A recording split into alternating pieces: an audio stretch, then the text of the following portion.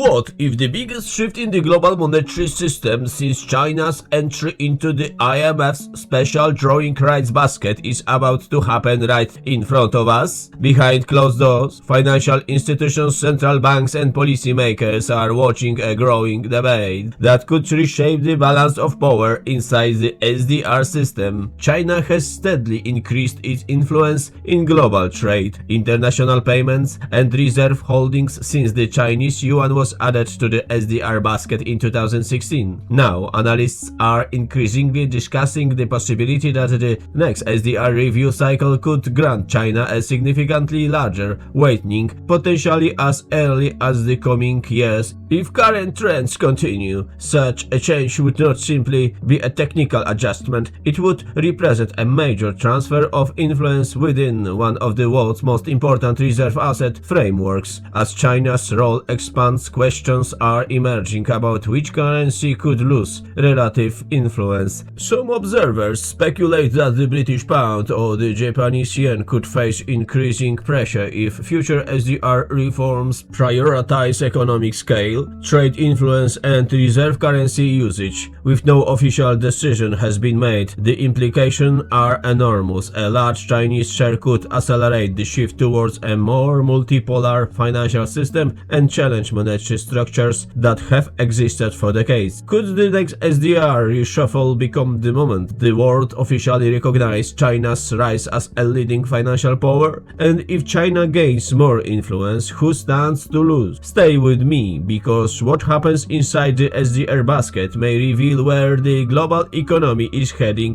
long before most people realize it. To understand why the next SDR review could be so important, we first need to look at the numbers. When the Chinese Yuan was officially added to the IMF special drawing rights basket in 2016, it entered with a weighting of approximately 10.95% at the time. This was a historic moment. For the first time in decades, a major new currency had joined the elite club of reserve currencies that make up the SDR. The inclusion itself was recognized that China had become too important to ignore. The country had already become the world's largest trading nation and one of the biggest economic power on earth. But Chinese story inside the SDR did not stop there. During the most recent IMF SDR review, the yuan's weighting increased to approximately 12.28%, reflecting China's continued importance in global trade and finance. That increase may appear small at first glance, but inside the SDR framework, every percentage point matters. Changes happen slowly, deliberately, and only after extensive analysis by the IMF. The trend is what matters. Since joining the basket, China has moved it only one direction, upward. Meanwhile, China's effort to internationalize the yuan have continued through bilateral trade agreements, central bank swap lines, cross-border payment systems, and increasing use of currency in international settlement. As global trade patterns continue shifting towards Asia, many analysts believe the next SDR review could result in another increase in China's weighting. By the time the next major SDR valuation arrives, expected around 2027, some observers argue that a large share of the yuan may be less of a debate and more of a recognition of realities that have already emerged in the global economy. If current economic and financial trends continue, the real question may no longer be whether China gains a larger share of the SDR basket, but rather which currencies will surrender part of their allocation to make room for that expansion. And that brings us the most controversial question of all. If China's slice gets bigger, whose slice gets smaller? Could the British pound or the Japanese yen be the currencies facing the greatest pressure in the next SDR shuffle? Because once we examine the numbers behind the pound and the yen, it becomes clear why some analysts believe the next SDR review could create winners and losers on a scale few people are discussing today. One of the most misunderstood aspects of the SDR basket is that it is not infinitely expandable. The IMF periodically reviews the composition and weighting of the currencies inside the basket, but the total allocation must always equal 100%. That means when one currency gains influence, another currency usually loses part of its share, and this is exactly why analysts are paying close attention to China's growing position. Today, the US dollar remains the dominant currency inside the SDR basket, reflecting its overwhelming role in global reserves, trade and financial markets. Despite growing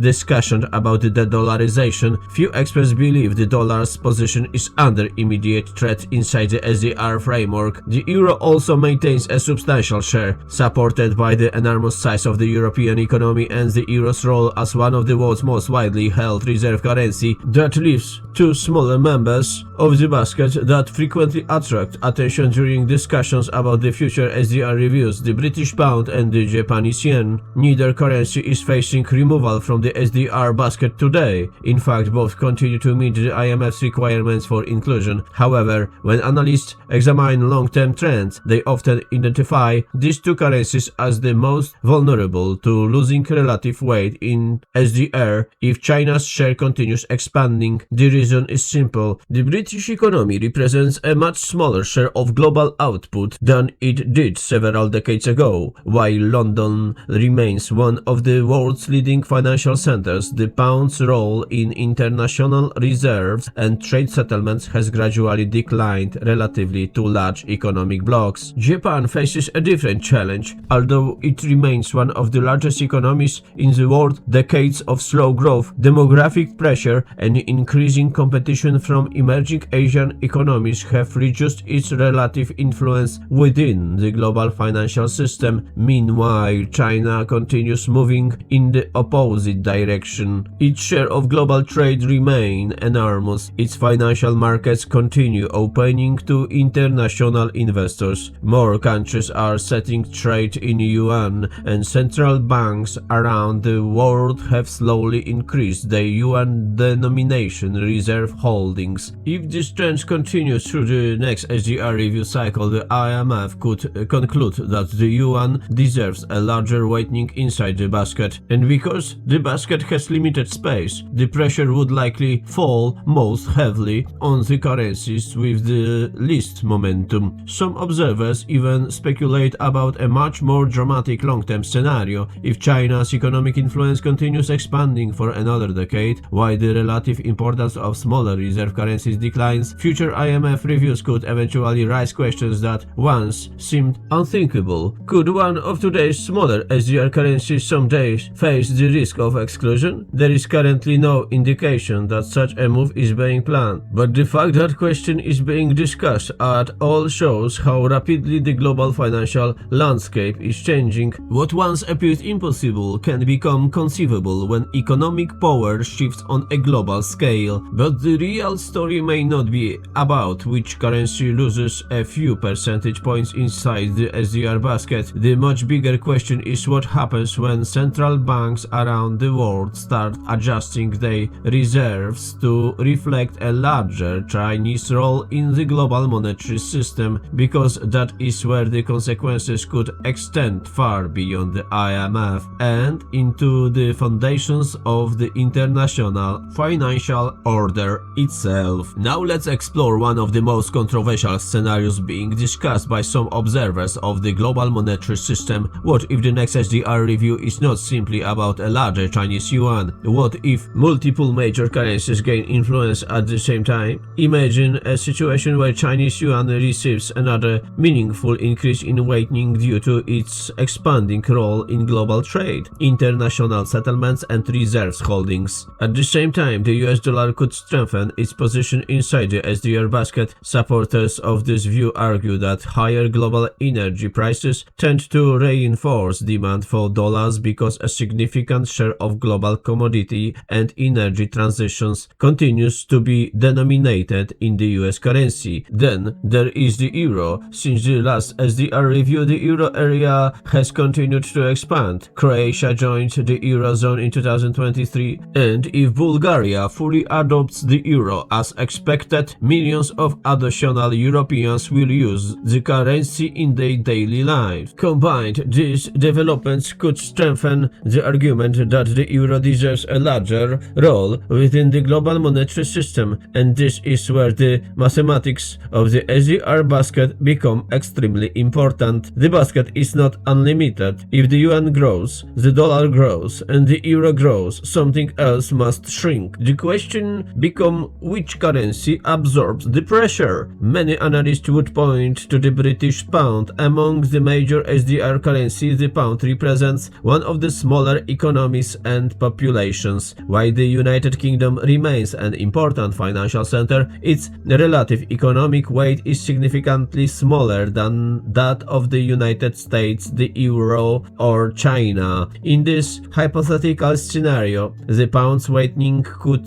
gradually decline with each review cycle. Eventually, some observers imagine a future where the pound's share falls towards the 3% to 3.5% range. At that point, critics would inevitably begin asking difficult questions. Should a currency with such small weighting continue occupying a place inside the SDR basket? Should the IMF reserve those positions for currencies that play a larger role in global trade, reserve holdings, and international finance? Others would strongly disagree. They would argue that SDR membership is not determined by population size alone, and that London's role in global finance continues to give the pound strategic importance far beyond the United Kingdom's population. But the debate itself would signal something remarkable. For decades, the idea of the British pound losing its place inside the world's most prestigious reserve currency basket would have sounded unimaginable. Today, some analysts believe it is no longer unimaginable at all. It is simply a question of whether the global balance of economic power continues shifting in the direction we are already witnessing.